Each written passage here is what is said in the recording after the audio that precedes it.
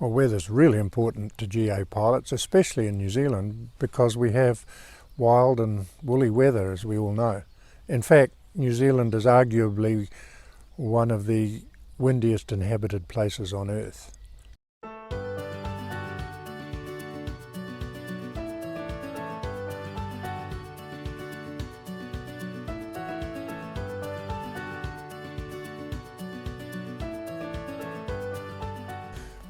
Well, I've been living and flying in the mountains for 50 years now. I was a professional mountain guide and heli-ski guide, which means you have to learn about the weather for those sports.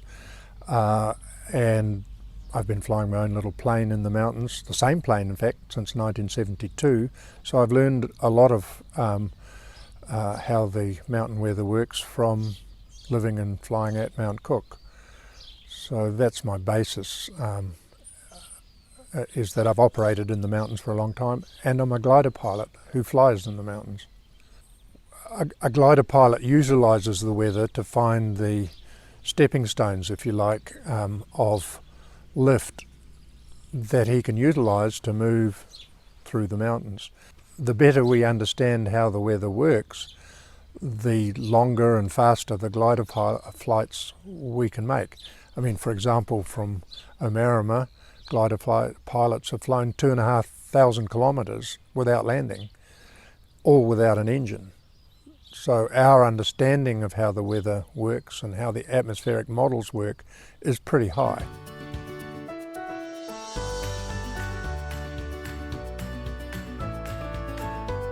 Observations for the GA pilot are really important. And by observations I mean the most important thing is to understand wind directions. Not just the wind direction of you in your aeroplane at that level, but you need to know what directions the wind is on the ground, how strong it might be. You need to know the wind direction up at ridge levels, and you need to know the wind directions at high levels. Knowing the wind directions will help you figure out the atmospheric model that is dominant for the day. And the atmospheric model may be a wave model where the winds are strong and over the mountains and creating undulating waves. Or it might be a thermal model where hot air is rising off the mountains, making cumulus clouds and so on. Or it might be a convergence model where the sea breezes are rushing in up the valleys, creating towering clouds, possibly thunderstorms. And for the glider pilot, convergences create long lines of lifting air if you're in the right place. And the fourth model that we talk about is that of wind on the ridges. And this is quite important for GA pilots. They need to know which are the windward ridges, which are the leeward ridges. You go up on windward ridges and you go down like crazy on the leeward ridges. So knowing the wind direction is really important to the GA pilot.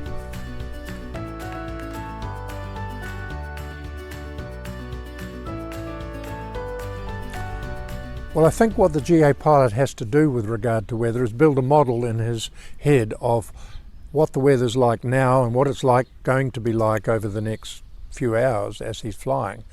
And he can pick up good information from the weather forecasts, the upper level weather forecasts, but it's all just information. He needs to piece that together into a relatively dynamic model so he understands what's good and what's bad about the weather ahead of him, and that in turn enables him to select the best paths to fly, to understand where the crunch areas are, where the cloud's going to be a bit low or a bit high. But it also gives him confidence to know that even though the cloud to the east is going to be a bit low today, it's not going to be too low. It's going to be just fine, and if I go to this place, I'll get underneath it comfortably.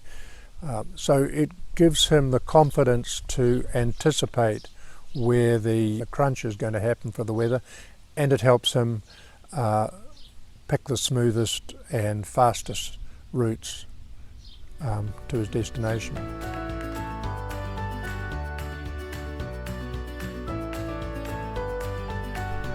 First of all, wherever you fly in New Zealand, you are subject to mountain weather. Even if you're out over the Canterbury Plains, you're subject to the weather that is formed in the mountains or influenced by the mountains. So GA pilots need to understand how mountains and weather interact. That's important.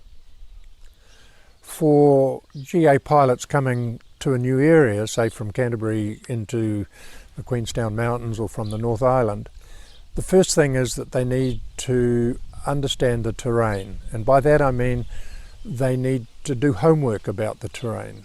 They need to know the rough shape of the terrain, where the ridges lie, where the river directions run, where the lakes are. Because out in the flatlands, roads and villages are your navigational go-tos. In the mountains, it's mountain valleys, rivers, lakes and ridges. And so you need to know where they are so that you don't have to refer to your map in too much detail. And navigating for a first time is not easy even on a moving map.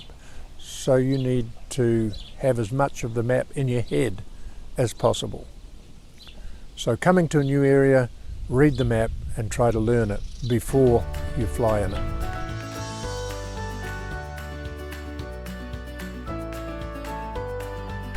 Well, talking to locals is always a good idea because they can give you information about the terrain, they can give you the characteristics of the weather, how the weather behaves in this sort of condition. But bear in mind that when you talk to the locals, it's a bit like putting together your own weather forecast. Talk to everybody, get everybody's information, and then make up your own mind. The locals will sometimes say, oh, you must do this, or you must do that. That might not apply today to the conditions of today. So accept all their knowledge as good wisdom, park it away in the database up here, and then use it to make your best decisions yourself.